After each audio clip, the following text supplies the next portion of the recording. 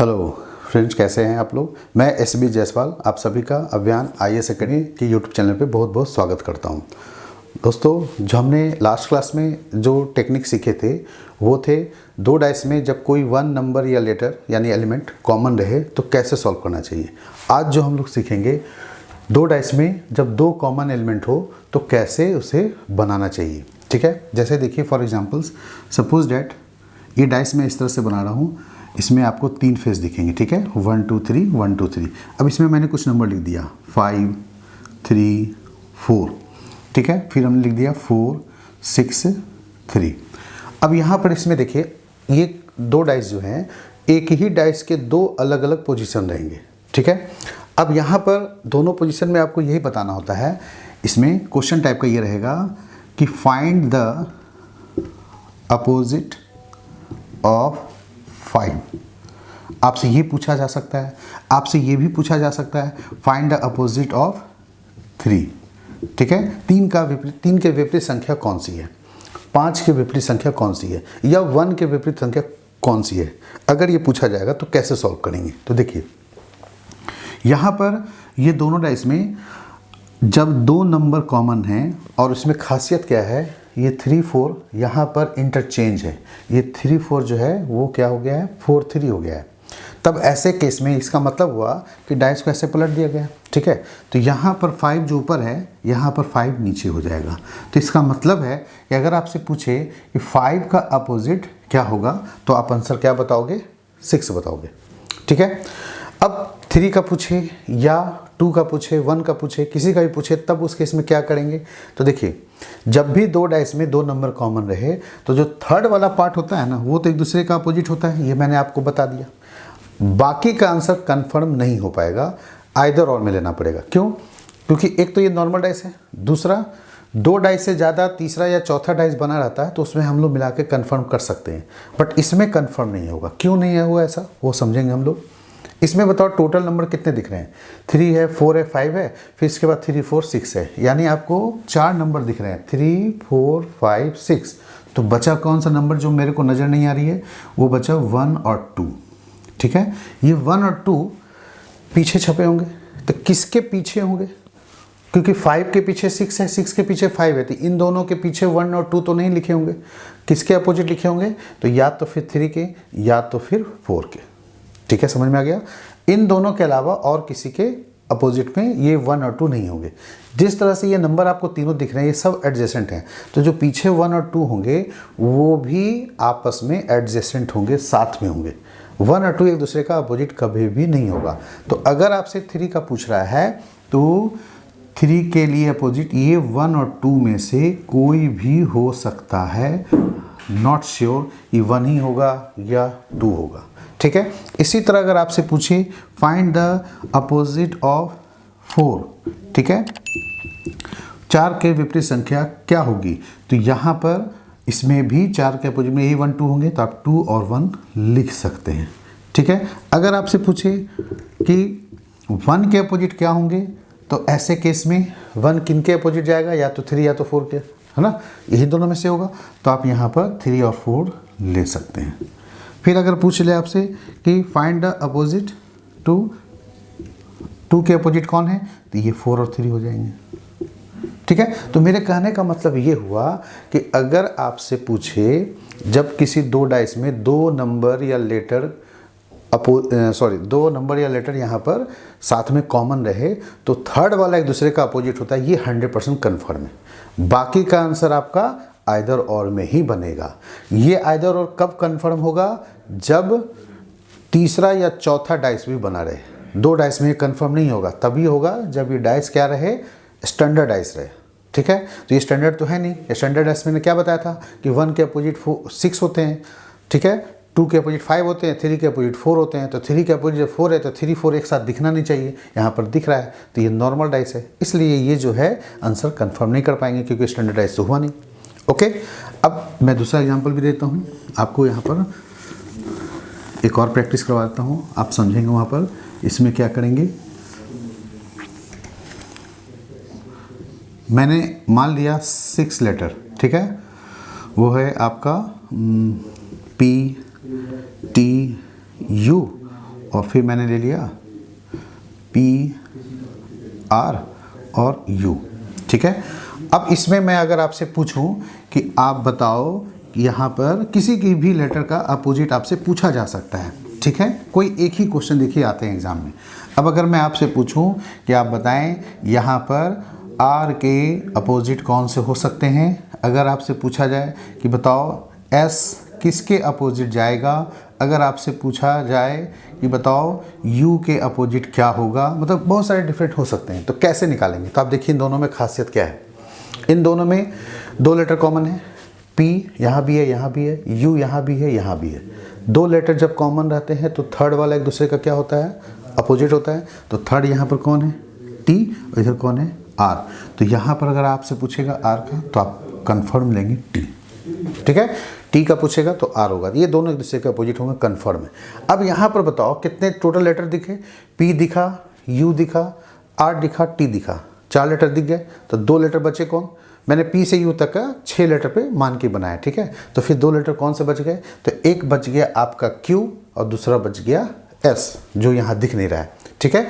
ये क्वेश्चन जो है जब भी ऐसा आता है ना तो 6 लेटर पे दिया जाता है, P Q R S T U, इस पे ये दिया गया है, ठीक है। तो यहाँ पर जो है 6 लेटर में आप देखिए यहाँ पर खुद आपको ये 4 लेटर दिख रहे हैं, Q नहीं दिख रहा है और S नहीं दिख रहा है। तो ये Q और S जो है बस वही हमें देखना है कि कौन से 2 लेटर या 2 एलिमेंट नहीं दिख रहे हैं। तो ये दोनों नहीं दिख रहे हैं, तो ये दोनों किसके अपोजिट जाएंगे, ये दोनों आपस में एक दूसरे के अपोजिट नहीं होंगे क्योंकि ये पीछे होंगे, एडजेसेंट में होंगे।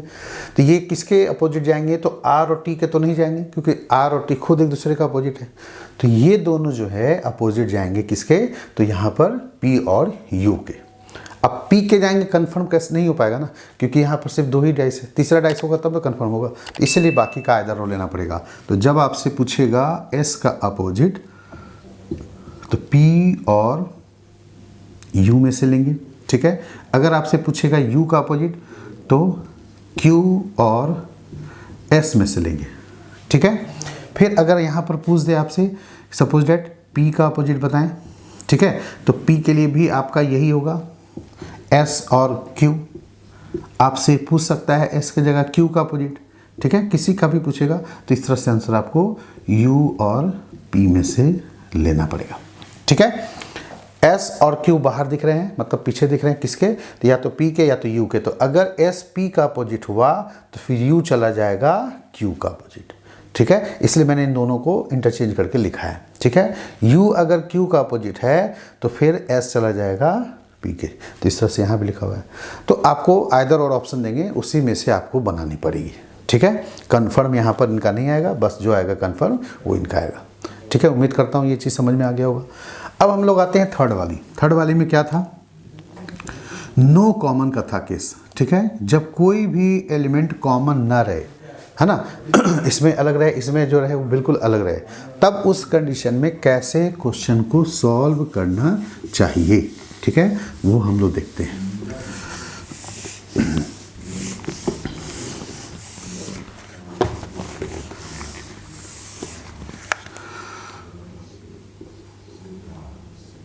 जैसे मैंने एग्जांपल दिया ABC और इधर दे दिया DEF। ऐसा नहीं सोचेंगे कि ये अलग डाइस है, ये अलग डाइस है। 2 डाइस नहीं है, डाइस एक ही है, दोनों के एक ही डाइस के 2 अलग अलग पोजीशन है, रोटेट करके रखा गया है, ठीक है। तो ABC के ठीक पीछे DEF है, तो कौन किसके पीछे है बस हमें ये जानना है, ठीक है। आपसे पूछेगा कि बताओ A का अपोजिट क्या लेंगे, ठीक है। आपसे पूछ सकता है कि आप बताएं E किसके अपोजिट जाएगा, है ना। तो इस तरह से कैसे बनाएंगे, तो यहाँ पर देखिए क्या तरीका है। इसमें 2 टाइप के क्वेश्चन होते हैं और ये सिर्फ 2 डाइस पे ही एप्लीकेबल करेंगे यहाँ पर बनाते समय। जब 3 या 4 डाइस रहेगा तो नो कॉमन वाले रूल स्टार्टिंग में नहीं लगाएंगे। क्यों नहीं लगाएंगे मैं आगे आपको बता दूंगा, ठीक है।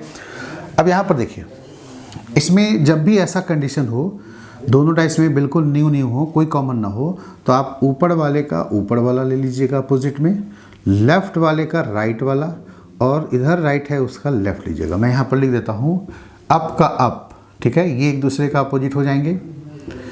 फर्स्ट डाइस में जो लेफ्ट है और सेकेंड डाइस में जो राइट लिखा हुआ है, राइट साइड, ये लेफ्ट, ये हमारे लिए लेफ्ट साइड हुआ, इधर राइट साइड हुआ। तो फर्स्ट में लेफ्ट, सेकेंड में राइट, वो एक दूसरे के अपोजिट होते हैं। इसी तरह थर्ड में जो फर्स्ट एच में जो राइट है वो सेकंड में लेफ्ट वाले का होगा। ठीक है, यहाँ पर मैंने ऐसे आपको लिख दिए, ये एक फॉर्मूला बना के लिख दिया, ऊपर का ऊपर, लेफ्ट का राइट, राइट का लेफ्ट, इस तरह से ये हमने बना के रख दिया। अब यहाँ पर ए का पूछेगा तो आप बेधड़क आंसर ले सकते हैं डी। ठीक है, अगर आपका पूछेगा ई का तो ई के लिए आप बी नहीं लेंगे, सी लेंगे। ध्यान रखिए, कुछ लोग गलती से बी ले लेते हैं, वो ऐसा नहीं हो सकता। ठीक है, फिर इसके बाद बच गया बी और एफ, ये एक दूसरे के अपोजिट हो जाएंगे। ठीक है, अब क्यों ऐसा करते हैं मैं वो बता देता हूँ। इसमें दो तरह के क्वेश्चन होते हैं। ये क्वेश्चन जिसमें मैंने दिया है अभी आपको, इसमें कोई कंडीशन नहीं दिया है। ठीक है, डायरेक्ट आपसे पूछ दिया ए का अपोजिट बताएं, है ना, बी के अपोजिट बताएं, कुछ भी डायरेक्ट पूछ सकता है।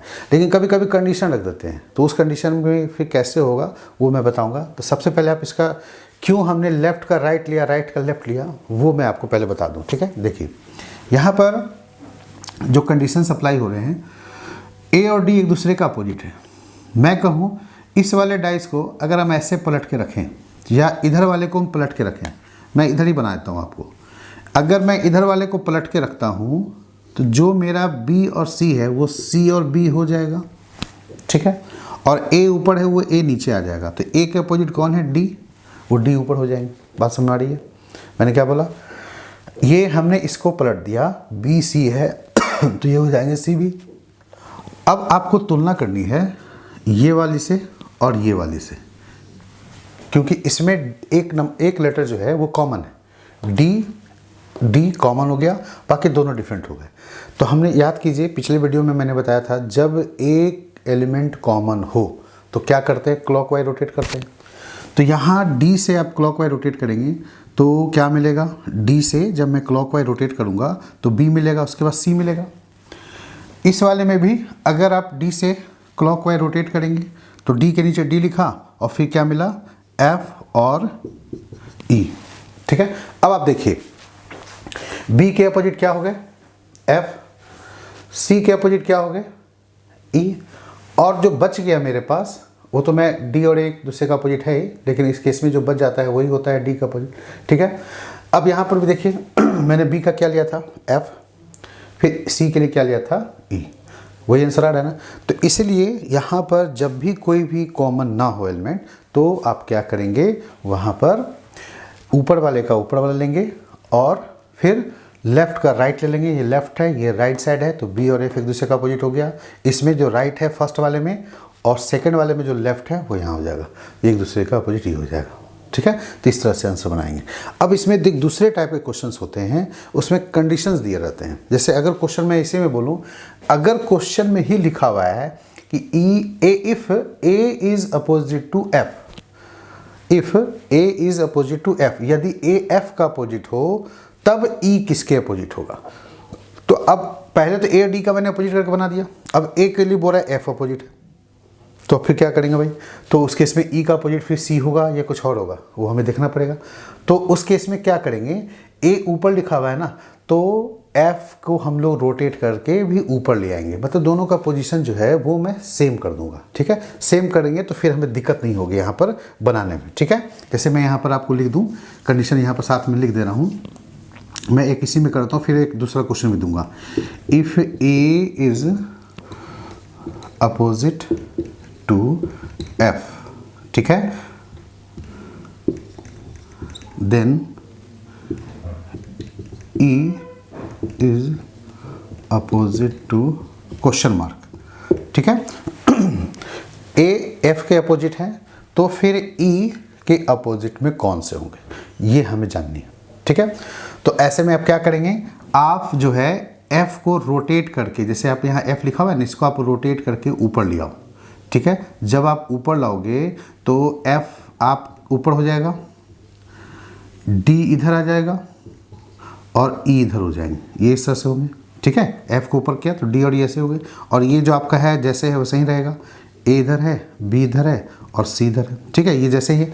अब आप यहाँ पर क्या करेंगे, इस केस में ये वाली रूल लगाएंगे जो मैंने लिखा है।